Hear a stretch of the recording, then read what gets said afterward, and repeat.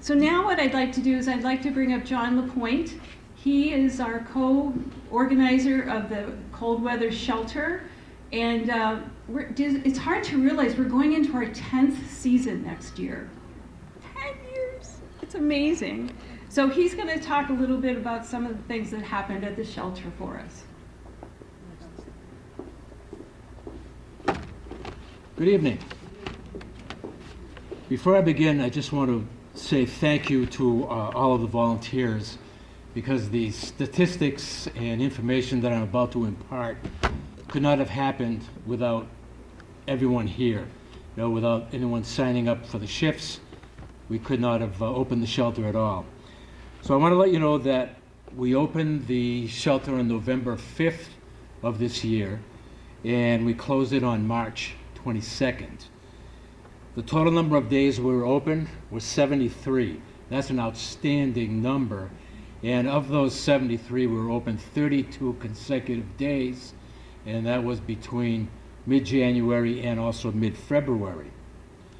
The volunteer hours totaled 1,637, and that is, you know, attributed to your goodwill, people willing to come in at 9 p.m., stay until 2, and those people coming in at 2 and staying till 7 a.m.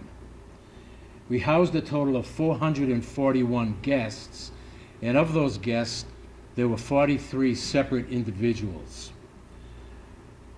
We housed 3 separate families with children, and also 2 service dogs, which was a first for us.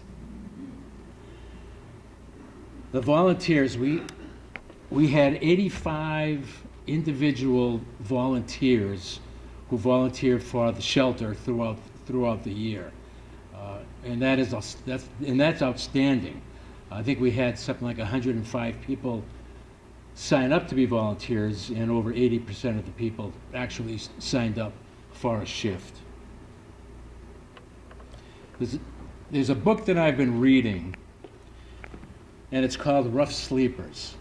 And for anyone who is not familiar with the term, a rough sleeper is a person, a homeless person, who sleeps outside in public spaces. And this book it's about a doctor, Dr. Jim O'Connell, who is in Boston, and he started medical treatment centers for the homeless people in and around the Boston area. He had a meeting of all of his volunteers one day, and he looked out upon them, and he said, "I can't believe what I'm seeing here today. I am seeing angels without wings." And that's what he thought of his volunteers. And I think that's what we have here today, angels without wings. And if you will indulge me a few more minutes, there's a poem that I want to read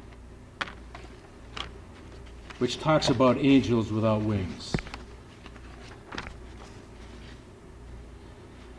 And this poem is attributed to a friend. Apparently it is an anonymous poem. There are souls who move like quiet light among us, lifting the weight of the world as though it were feathers resting gently against their shoulders. We call them earthbound angels, not because they seek a name or are holy, but because kindness shapes their posture into something that looks very much like wings.